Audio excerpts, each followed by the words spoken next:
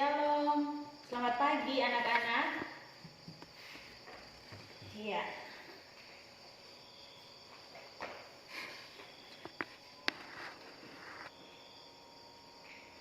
Hari ini kita bertemu lagi dalam mata pelajaran Pendidikan Agama Kristen dan Budi Pekerti. Ibu berharap kita berada dalam keadaan sehat walafiat, dalam keadaan semangat dan sukacita untuk belajar. Sama seperti ibu juga saat ini berada dalam keadaan sehat dan baik. Ya. Hari ini kita akan belajar tentang materi lanjutan minggu yang lalu. Namun sebelum kita memulai, mari kita mengawalinya dengan memohon pertolongan Tuhan. Mari kita berdoa. Tuhan Yesus, terima kasih oleh karena kasih-Mu kami masih boleh dikumpulkan hari ini untuk bersama-sama melakukan kegiatan pembelajaran pendidikan agama Kristen dan Budi Pekerti. Terima kasih pula Tuhan karena Tuhan masih memberikan kami kesehatan untuk kami dapat melakukan aktivitas kami hari ini. Bapa, sebelum kami memulai pembelajaran kami hari ini, kami mohon kiranya Tuhan bersama-sama dengan kami mengutus Roh Kudus-Mu agar mendiami hati kami, bahkan seluruh ruangan ini, sehingga benar-benar Tuhan, apa yang kami lakukan hari ini benar-benar berkenan di hadapan Tuhan dan kami dapat mengakhirinya dengan baik. Seluruh kegiatan kami dari awal, pertengahan hingga pada akhirnya kami serahkan hanya di dalam tangan kasih dan penyertaan-Mu. Hanya di dalam nama-Mu kami berdoa. Amin. Iya. Sebelum kita mulai materi kita, Ibu akan mengecek kehadiran kalian ya.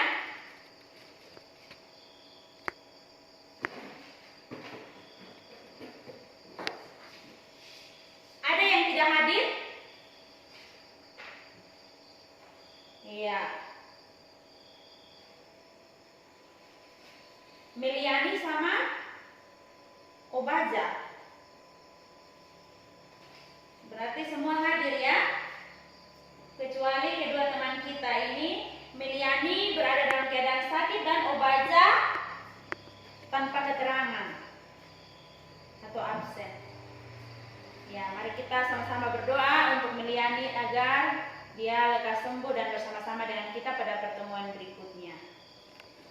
Oke anak-anakku, hari ini Ibu akan lebih jauh menjelaskan kepada kalian mengenai Yesus teladanku.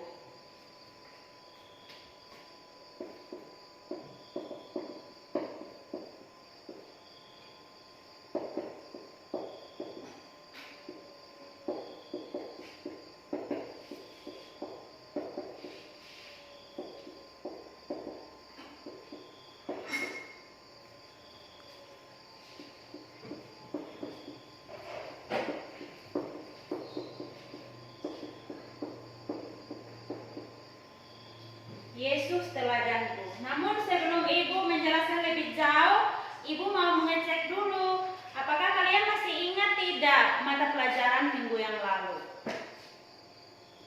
Boleh salah seorang dari kita untuk menjawab? Ya, hebat. Andre telah menjawab dengan benar. Pelajaran kita minggu yang lalu tentang peran Roh Kudus dalam hidup orang beriman. Tepuk tangan buat Andre. Iya, hari ini kita akan belajar tentang Yesus teladanku. Mari kita sama-sama melihat tujuan pembelajaran kita hari ini. Jadi, setelah kalian melakukan serangkaian atau mengikuti serangkaian pembelajaran kita hari ini, maka kalian harus dapat yang pertama menjelaskan keteladanan Tuhan Yesus.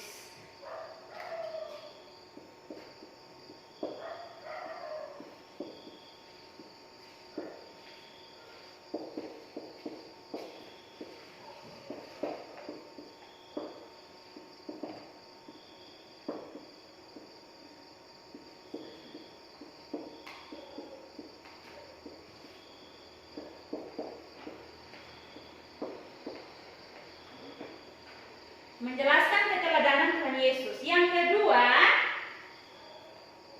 menjelaskan keteladanan bapak-bapak gereja yang rela berkorban bagi Allah.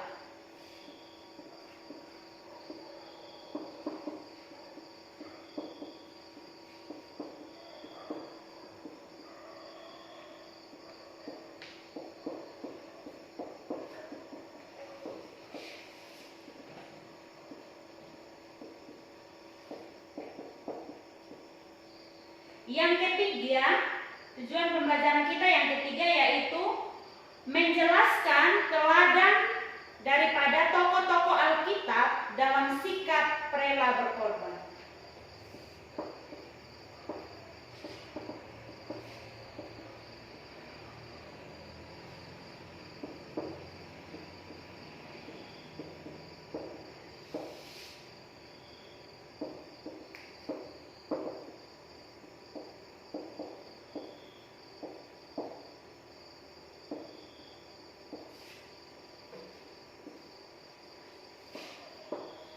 Dan yang keempat, menjelaskan tantangan mengikut Yesus.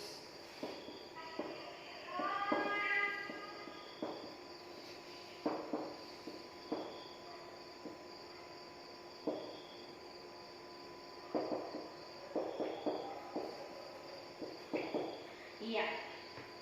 Ini adalah tujuan pembelajaran yang harus kita capai dalam proses pembelajaran kita hari ini. Nah, anak-anak, pernahkah kalian mendengar bahwa ada satu pepatah atau satu petuah yang mengatakan bahwa harimau mati meninggalkan belangnya, gajah mati meninggalkan gadingnya. Pernah dengar?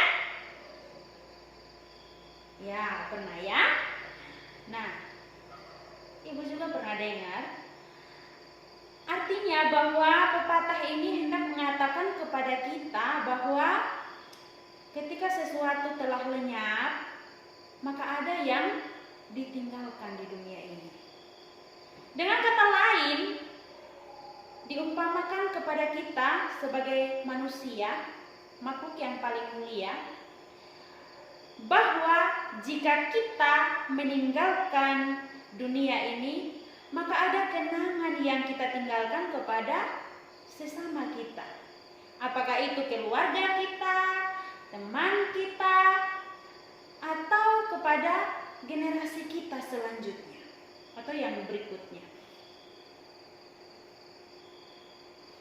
Itu arti daripada pepatah, bahwa segala sesuatu yang pernah ada di dunia ini pasti ada yang ditinggalkan.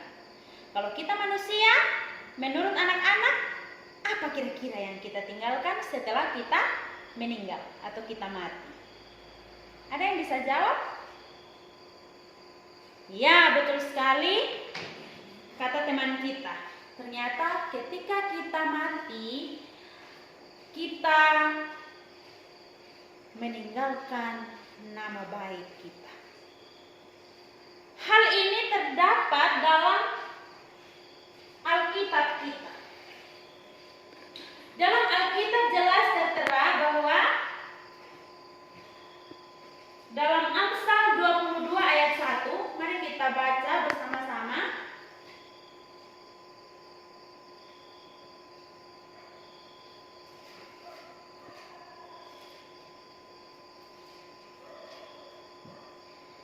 Amsal 22 ayat 1, perhatikan baik-baik anak-anak.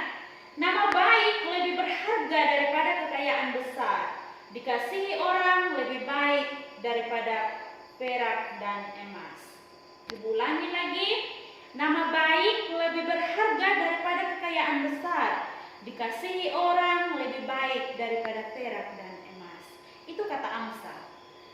Ya, jelas sekali ya bahwa ketika kita mati atau ketika kita meninggal, bahwa yang paling utama dikenang oleh sesama kita yaitu nama baik kita, karena lebih berharga daripada perak ataupun emas.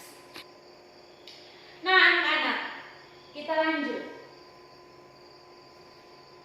Manusia ternyata meninggalkan teladan untuk menjadi pohon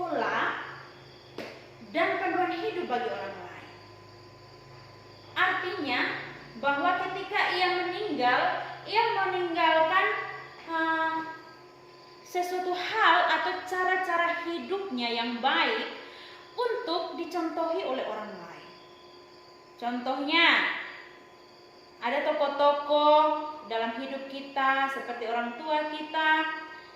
Bagi yang orang tuanya sudah meninggal, pasti memiliki kenangan yang sangat lekat dalam dirinya mengenai orang yang telah meninggal itu.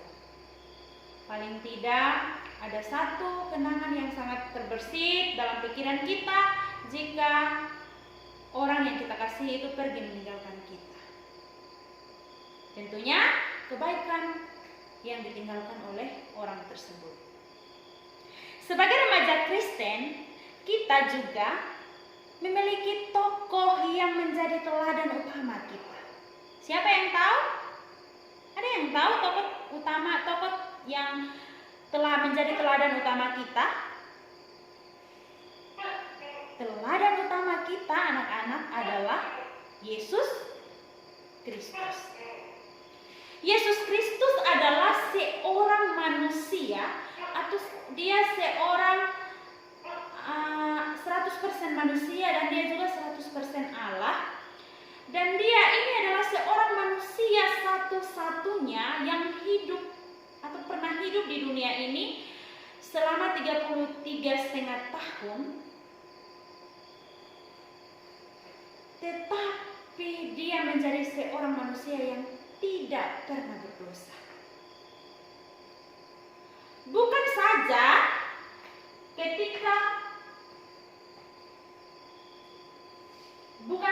ketika ia hidup, ia memberikan teladan, tetapi ketika ia mati pun ia memberikan teladan kepada kita untuk mengikuti jejaknya.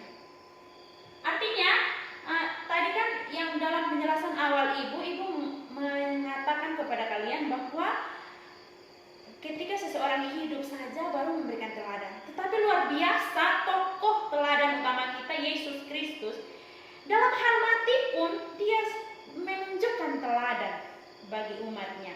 Itu kita bisa simak dalam Alkitab, dikatakan dalam 1 Petrus pasal yang kedua, ayatnya yang ke-21.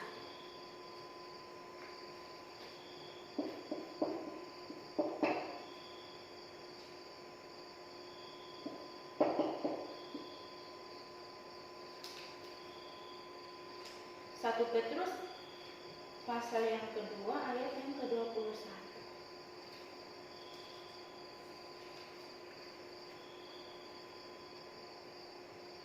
Sebab untuk itulah kamu dipanggil, karena Kristus pun telah menderita untuk kamu dan telah meninggalkan teladan bagimu supaya kamu mengikuti jejaknya.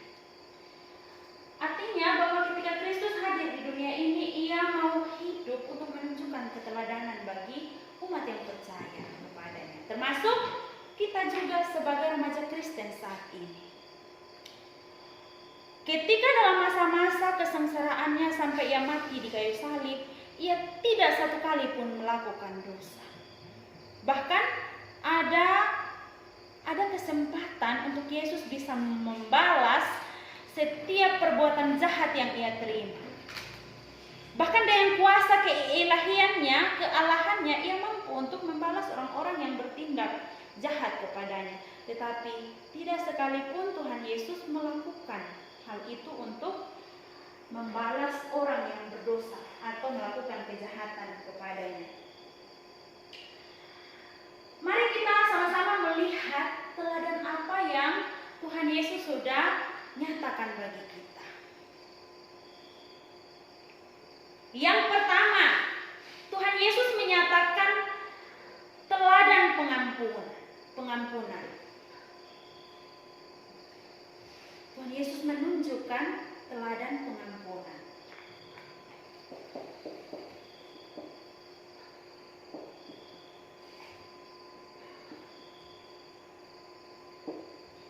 Anak-anak, tahu Yudas ya? Yudas adalah salah seorang murid Kristus yang telah mengkhianati dan menjual Yesus ke tangan musuh-musuhnya.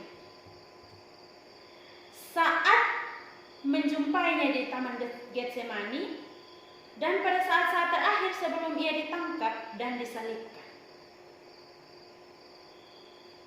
Mau tahu apa yang dilakukan Yesus terhadap murid yang mengkhianatinya tersebut? Ya, kalau kita, ketika ada teman kita, sahabat kita yang hari-hari dengan kita, kemudian tiba-tiba dia mengkhianati kita di belakang kita, mulai membicarakan hal-hal buruk kita kepada teman yang lain, pasti ada rasa kecewa. Bahkan ketika bertemu dengan dia, mungkin saja kita akan menonjok dia, atau bahkan kita memukul dia, atau bahkan kita tidak mau berbicara dengan dia, atau kita menghardik dia karena dia telah mengkhianati kita. Bisa saja itu terjadi, anak-anak. Tetapi Yesus luar biasa sekali. Dia memberikan teladan pengampunan kepada kita, di mana ketika Yudas datang, dia tidak menghardik atau bahkan tidak mencaci maki, tidak mengancam atau tidak mengutuki Yudas. Melainkan Yesus justru menyapa Yudas dengan kata sahabat. Itu kita bisa lihat dalam Alkitab kita, Matius 26 ayat 50. Tuhan Yesus tidak bilang, "Hei Yudas, percuma engkau mengikuti saya selama ini, tapi pada akhirnya engkau menyerahkan saya dengan ciuman." Atau, "Hei Yudas, engkau adalah murid saya yang mengkhianati saya. Sebentar, saya juga akan menyuruh murid-murid saya yang lain untuk membunuh engkau." Tidak ya, anak-anak.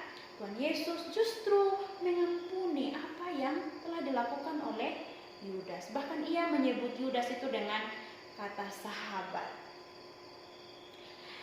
Bukan hanya itu, teladan pengampunan yang diberikan oleh Tuhan Yesus kepada kita.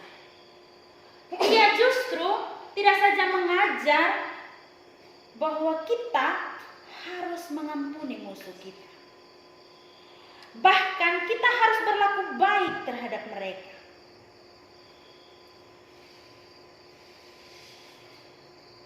Ya, luar biasa ya Ibu, kalau kadang merenung tentang keteladanan Yesus dalam hal ini sesuatu hal yang sangat sulit untuk dilakukan manusia pada umumnya, bahkan untuk kita sekarang. Kita harus mengampuni orang yang menyakiti kita. Kita harus mengampuni orang yang sudah mencaci maki kita atau sudah mengkhianati kita, bahkan menjahati kita. Tetapi Yesus mampu melakukan itu. Terbukti ketika Tuhan Yesus disalibkan, apa yang dia lakukan? Dia justru berkata, memohon kepada Tuhan, "Ya Bapa, ampunilah mereka, sebab mereka tidak tahu apa yang mereka perbuat." Itu jelas sekali terdapat dalam doa Yesus dalam Alkitab Lukas 23 ayat 34. Luar biasa ya, keteladanan pengampunan yang Tuhan Yesus berikan kepada kita. Ia mau supaya kita sebagai remaja Kristen saat ini, kita juga melakukan hal yang sama seperti Yesus, mengampuni orang yang bersalah kepada kita, bahkan orang yang sudah menjahati kita. Kemudian keteladanan yang kedua yang Tuhan Yesus perlihatkan kepada kita, yaitu teladan kerendahan.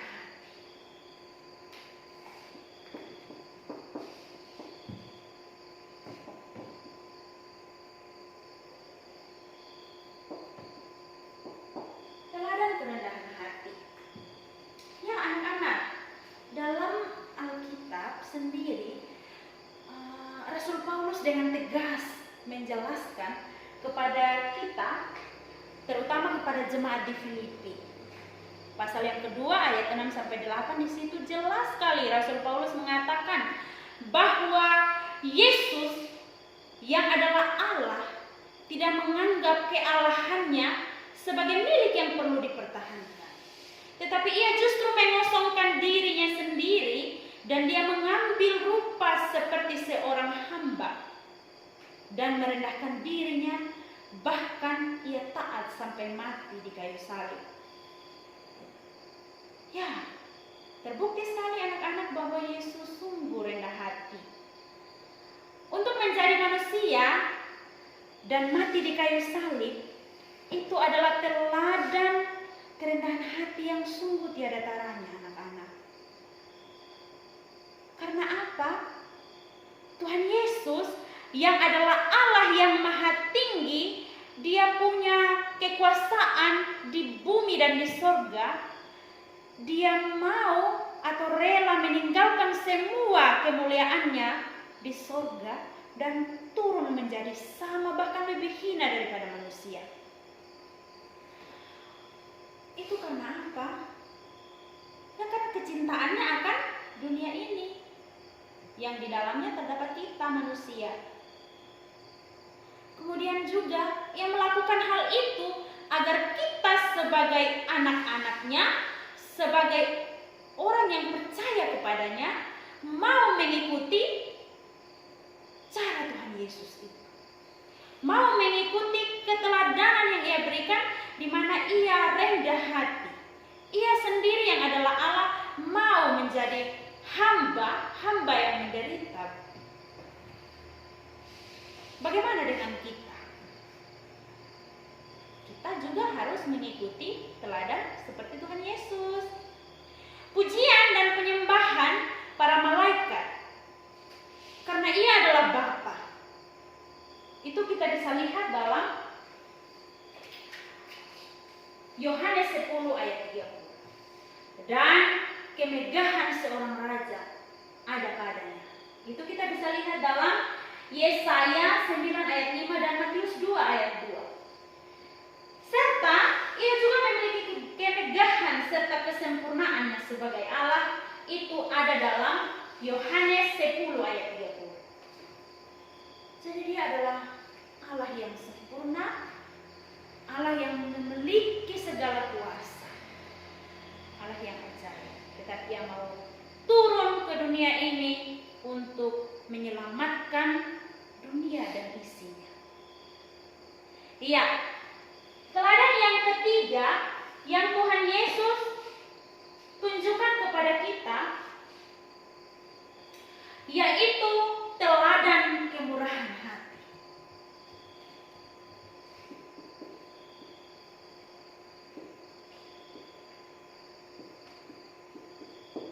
Teladan kemurahan hati. Anak-anakku, dalam hal matinya, Yesus tidak saja menyerahkan segala kemuliaannya, tetapi kekayaan yang dia miliki. Dalam 2 Korintus 8 ayat 9. Mari kita buka bersama-sama dalam 2 Korintus 8 ayat 9.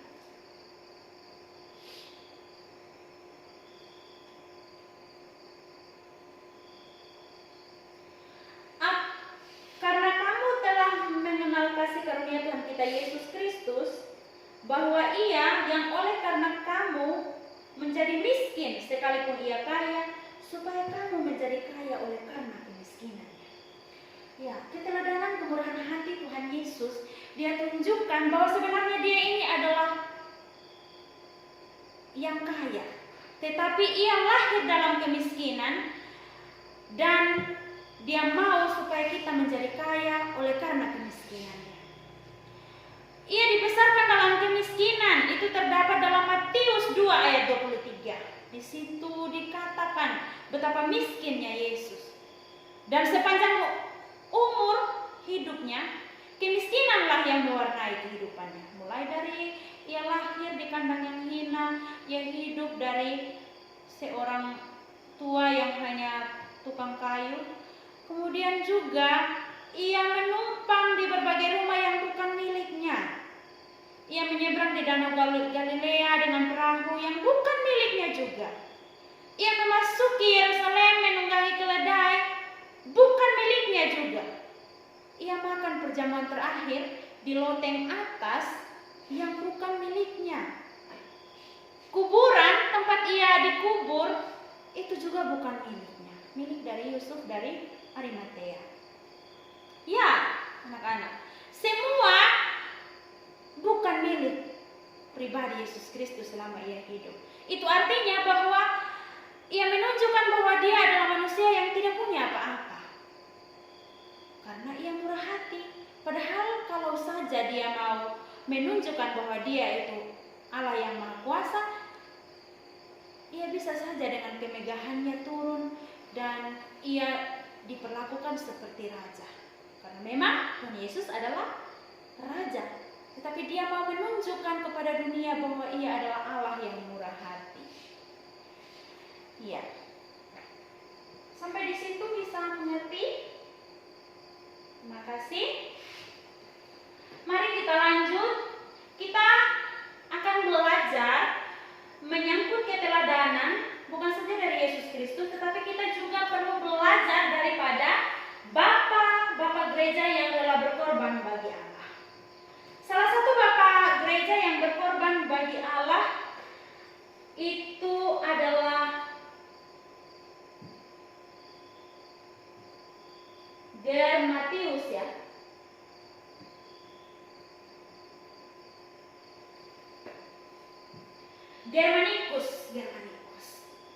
Germanikus ini adalah seorang yang percaya kepada Allah, dan pada saat kekuasaan Kaisar Marcus Aurelius tahun 162 sampai tahun 180, seorang filsuf yang menulis tentang meditasi, yaitu sebuah karya klasik Stoikisme.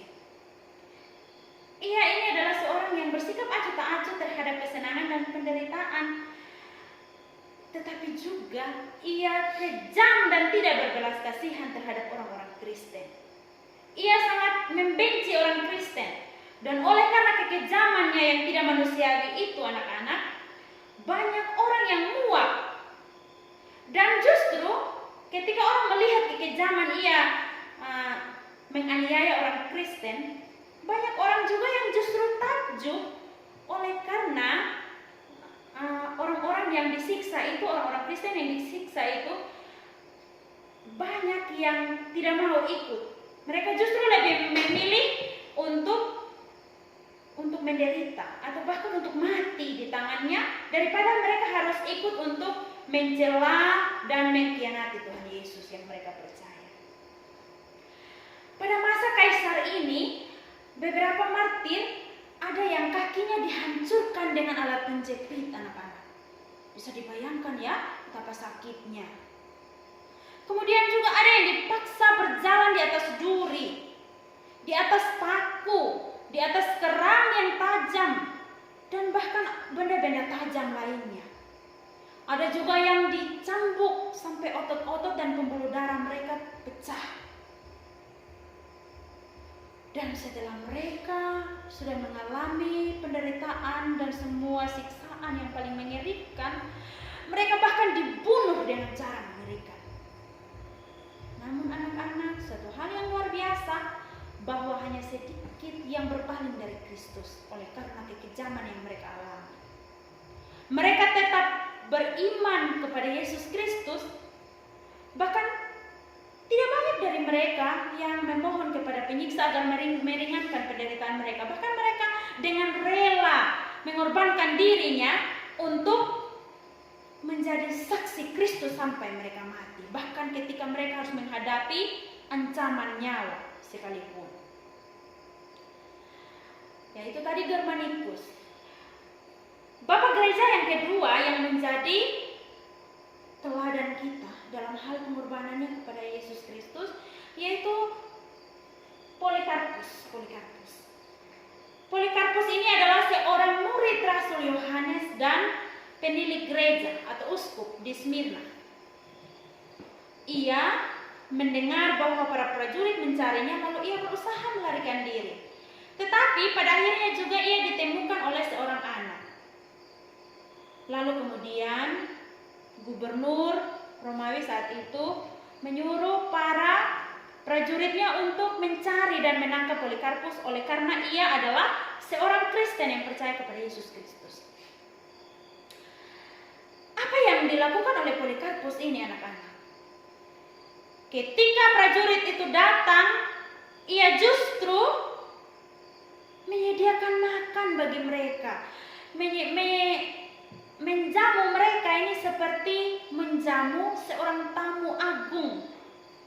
Lalu ketika mereka selesai makan, selesai dijamu, kepala pengawal itu berkata kepada Polikarpus, "Polikarpus, sebenarnya engkau sungguh baik ya. Ayo, celalah Kristus. Nanti kami juga membantu untuk membela engkau di hadapan gubernur." Hanya satu saja yang bisa menyelamatkan nyawamu hari ini, yaitu ketika engkau mencela Kristus. Dan engkau katakan bahwa engkau tidak lagi mempercayai Kristus, maka engkau akan dibebaskan, bahkan diberikan hadiah yang sungguh sangat banyak. Tapi apa yang dikatakan oleh Polikarpus di hadapan gubernur? Ketika gubernur juga mengatakan bahwa celalah Kristus dan aku akan melepaskan kamu, Polikarpus. Ya, luar biasa sekali perkataan Polikarpus menjawab, "Selama 86 tahun aku melayani dia." Dia dalam hal ini Allah ya. "Ia tidak pernah sekalipun berbuat salah kepadaku. Bagaimana mungkin aku mengkhianati rajaku yang telah menyelamatkan aku?"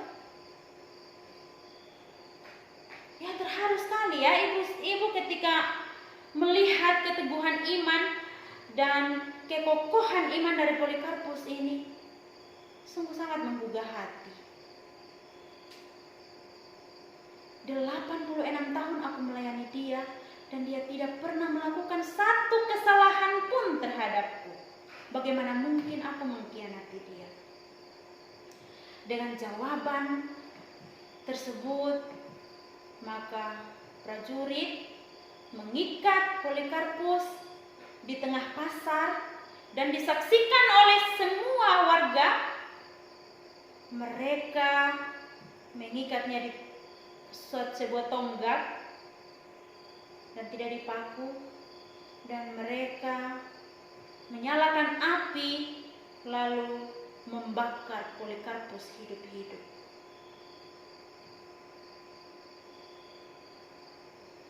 Ya anak-anak,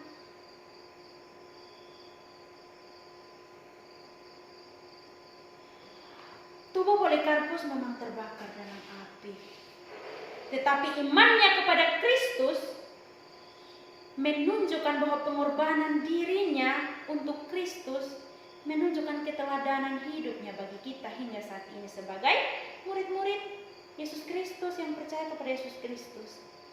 Ancaman nyawa bahkan dibakar hidup-hidup itu tidak menggoyahkan iman percayanya kepada Kristus. Bahkan ia tidak sedikit pun takut terhadap kematian yang dihadapinya. Ya, anak-anak,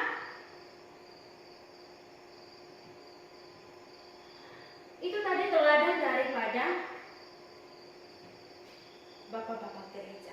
Mari sekarang kita melihat teladan yang mau ditunjukkan oleh tokoh-tokoh dalam Alkitab mengenai sikap rela berkorban. Dalam kitab Daniel pasal yang pertama, di situ dijelaskan tentang 3 orang tokoh Alkitab yang sungguh luar biasa, yaitu Sadrak, Mesak, dan Abednego. Mereka ini adalah orang yang takut akan Tuhan. Mereka juga adalah orang yang penting di negaranya. Pada saat itu, Raja Nebukadnezar memerintah di Babel. Dia seorang raja yang aneh ya anak-anak. Raja Nebukadnezar ini membuat patung yang mirip dirinya dan semua harus menyembahnya. Dan pada suatu ketika Raja Nebukadnezar ini mau membuat suatu ritual penyembahan kepada patung emas yang menyerupai dirinya,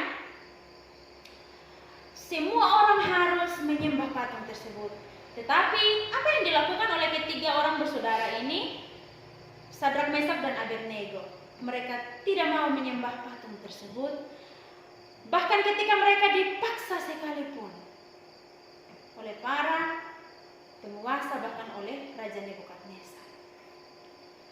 Lalu apa yang terjadi? Raja Nebukadnezar marah dan ia memerintah orang-orang kepercayaannya untuk memanaskan perapian hingga 7 kali lebih panas daripada biasanya.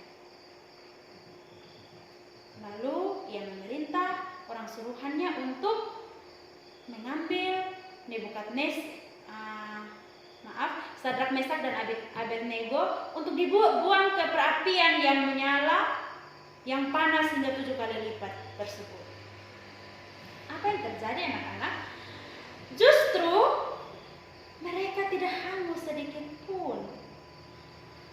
Tuhan menyatakan keajaibannya atas mereka yang melindungi mereka hingga mereka selamat. Ketegaran iman mereka membuat Nebukadnezar mengumumkan bahwa mereka harus menyembah Allahnya Sadrak, Mesak, dan Abednego, karena Allah Sadrak, Mesak, dan Abednego sanggup melepaskan mereka dari perapian. Ya, luar biasa sekali ya kisah tentang Sadrak, Mesak, dan Abednego. Hal yang perlu kita teladani dari mereka yaitu kita tidak boleh takut. Ketika kita sudah percaya kepada Kristus, apapun yang kita alami, apapun yang kita lakukan, maka kita harus tetap teguh di dalam Tuhan. Ya, contoh lain dalam Alkitab adalah Abraham. Abraham adalah seorang yang sangat taat kepada Allah. Dan ketika ketaatannya kepada Allah, ia menerima janji Allah. Ya, anak-anak,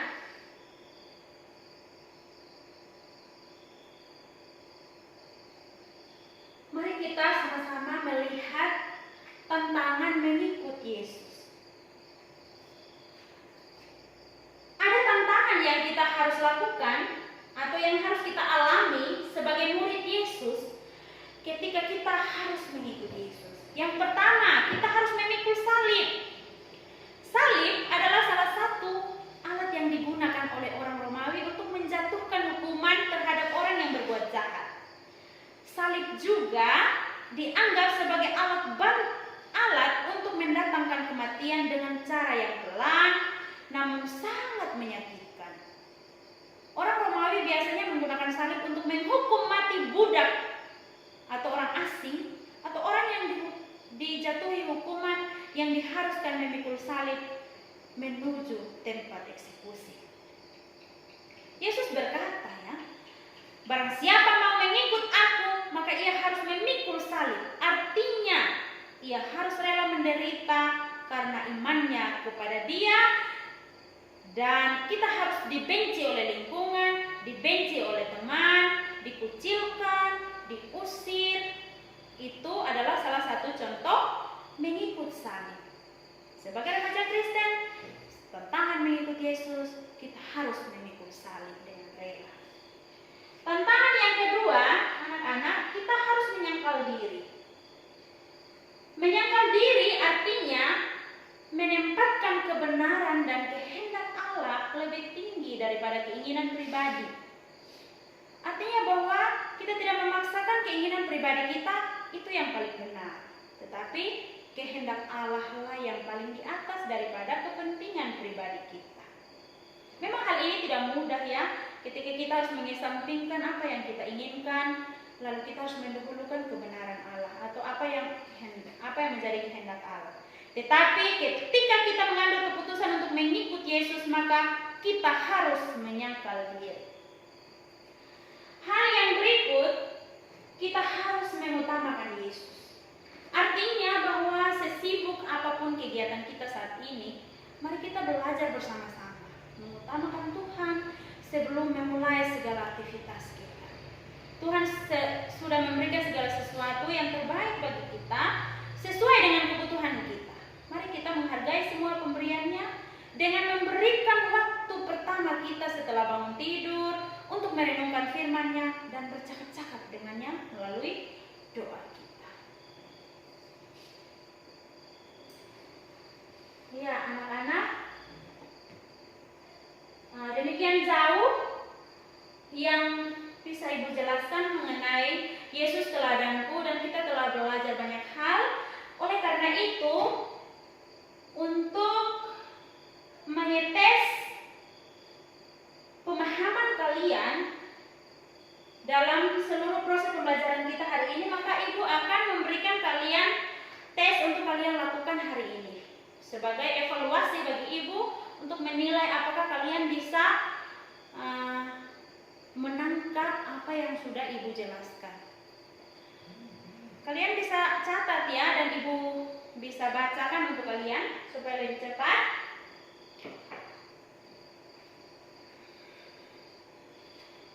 Ya, yang pertama, jelaskan keteladanan Yesus bagi kita orang Kristen. Jelaskan keteladanan Yesus bagi kita orang Kristen. Yang kedua, sebutkan 3 tokoh gereja atau bapak gereja yang menjadi teladan iman bagi kita. Yang ketiga, jelaskan 2 dari 3 tantangan dalam mengikuti Yesus. Kalian bisa menjawab 3, bisa menjawab 2, tapi Ibu minta hanya 2 ya. Kalian jelaskan itu. Ya, demikian saja, silakan kerja dan kumpulkan. Ya, terima kasih kalian sudah mengerjakan evaluasi hari ini, dan Ibu berharap jawaban kalian bisa benar karena Ibu lihat kalian sungguh semangat menyimak apa yang Ibu sudah jelaskan. Oleh karena itu, hari ini pembelajaran pendidikan agama Kristen dan budi pekerti kita selesai, dan mari kita menutup seluruh rangkaian pembelajaran kita dengan berdoa. Mari kita berdoa. Terima kasih Tuhan Yesus, oleh karena anugerah-Mu kami telah melakukan pembelajaran ini dari awal, pertengahan hingga pada akhirnya saat ini. Mari Tuhan Engkau memberkati setiap apa yang kami dengar dari ibu guru kami, bahkan kami sebagai guru, apa yang kami telah sampaikan kepada anak-anak didik, sehingga apa yang kami pelajari bersama hari ini benar-benar meneguhkan kami untuk kami terus menjadi teladan, dan kami juga mau meneladani Engkau dalam hidup keseharian kami. Tolong kami Bapa, sehingga kami mampu melakukan apa yang menjadi kehendak-Mu, dan kami mengesampingkan apa yang menjadi keinginan-keinginan kami. Oleh karena itu Tuhan, Engkau terus menyertai kami, secara khusus kami sebagai remaja-remaja Kristen. Ada banyak tantangan yang kami hadapi dalam kehidupan masa kini, tapi kami percaya bahwa keteladanan Kristus yang mampu membuat kami tidak goyah sedikit pun ya Bapa. Bapa, sertai kegiatan kami selanjutnya. Ampuni setiap salah dan dosa yang kami perbuat. Hanya ini doa dan harapan kami. Hanya di dalam nama-Mu kami berdoa. Amin. Ya, terima kasih. Pembelajaran kita selesai. Ingat, kita masih ada dalam pandemi COVID-19. Anak-anakku sekalian, mari kita tetap jaga kesehatan, jaga iman, terus berdoa kepada Tuhan. Dan kita juga harus selalu menggunakan masker dan melakukan social distancing atau menjaga jarak. Selamat siang dan shalom.